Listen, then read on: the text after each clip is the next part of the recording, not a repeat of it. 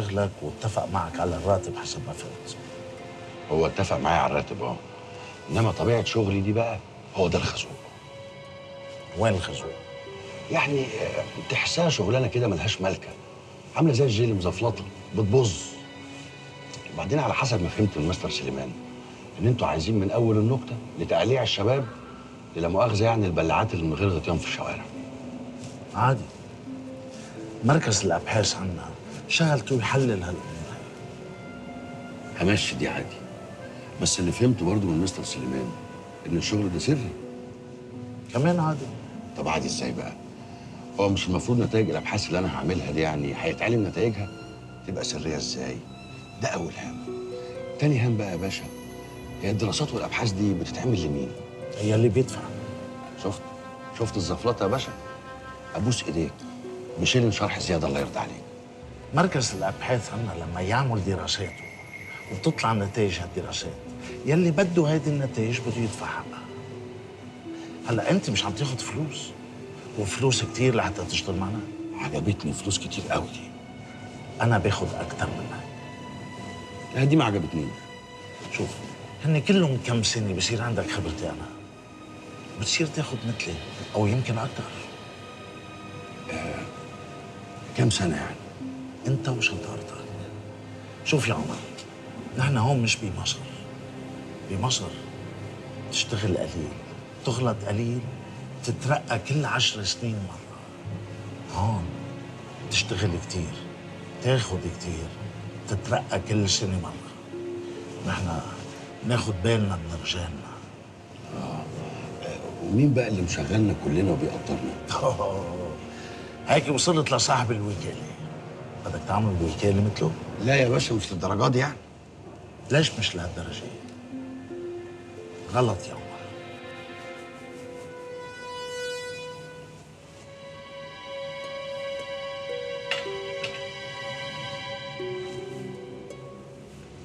عمر، طموحك لازم يبقى جواتك ولا مش رح تكبر. في ناس بيقولوا لك سقف طموحي كذا، وهيدا أكبر غلط، لأنه الطموح مش لازم يكون له سقف. الله عليك، اهو انت كده رفعت سقف طموحي من قهوه لغدا بمناسبه الكلام الحلو ده. عشا مطرح ما أنت بدك. وماله؟ العشاء اغلى، طموح بقى. لا يا حبيبي، أنا اخترت العشاء لحتى أعطيك فرصة تقعد مع نفسك وتكتب أول تقرير طلبه منك سليمان، وتاخد دفعة على حسابك. ما دام قلت دفعه انا حبيتك. انت دخلت قلب عمر خلاص. صحتك يا باشا.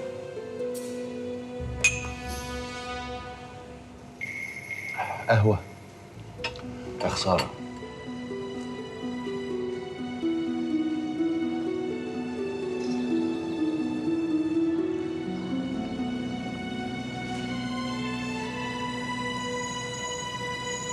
مستر داني، أنت ليه واقف هيك هون؟ ليه ما عملت اللي قلت لك تعمل؟ محروق دمي بصراحة. في كلمتين في جوفي لو ما طلعوش هتشل. يا حرام. تقدر تقولي ازاي هشغل عمر؟ ها؟ ازاي اخليه يسمع كلامي بعد ما زحلقتني قدامه بالشكل الزبالة ده؟ شغل عمر. اه شغال. هو مش انا الرئيس بتاعه ولا ايه؟ مين قال لك انه انت الرئيس تبعه؟ طبيعي، انا شغال معاكم من زمان وعمر لسه جاي. هي الحسبة كده. الحسبة هيدي بدماغك انت بس، اما نظام الشغل وترتيبه ما خصك فيه لا من قريب ولا من بعيد. انت اللي بنطلبه منك بتعمله وبتاخد عليه فلوس بس. طب اديك قلت اهو باخد عليه فلوس. بالمناسبة دي بقى انا لحد دلوقتي ما خدتش حقي في عمر. ليه؟ ما عطاك سليمان فلوس؟ اداني فلوس، بس الفلوس دي بتاعت معلومة كاميرات المراقبة اللي كانت في مكتب سكرتير المحافظ، لكن اجري عن عمر نفسه بقى فين؟ إذا قلت لك فين ما بتزعل. لا هزعل، وممكن وانا زعلان بقى اطفش عمر زي ما جبته. شو؟ يا عم في ايه؟ انت قفشت ليه؟ انا بهرج. ولو كنت بتهرج بتفكيرك بس بقتلك.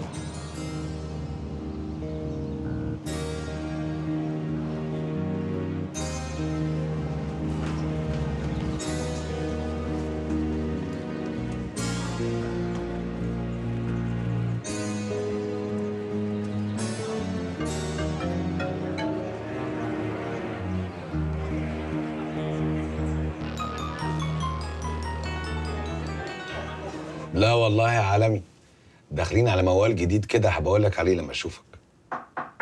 ادخل. هكلمك بعد الشغل ان شاء الله.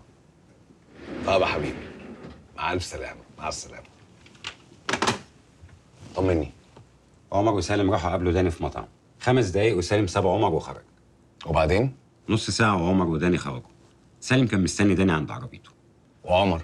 راح على الأوتيل. هو حضرتك يا فندم مش هتسافر تطمنه وتعرف منه ايه اللي حصل في المقابلة ووصلوا مع بعض لإيه؟ تقرير قال لبنى وصل؟ لسه بنكمل تحقيقاتنا يا فندم. هستعجل. هو سيادتك قلقان من حاجة معينة يا فندم؟ ظهور لبنى في نفس توقيت مراقبتهم لعمر وسرعة قراية الفاتحة مش مريحني. تبقى مصيبة يا فندم لو لبنى طلعت مزقوقة على كامل. ده معناه إن حد من الموساد في بيت عمر. سيادة المحافظ مشغول لمدة شهر. تقدر حضرتك تبلغني أي حاجة وأنا أبلغها له. ماشي يا فندم. أوكي، مع السلامة. صباح الخير. صباح الخير يا فندم. لو سمحت، أنا عندي مشكلة بس كنت محتاجة تدخل سيادة المحافظ شخصيا. خير يا فندم، تحت أمرك.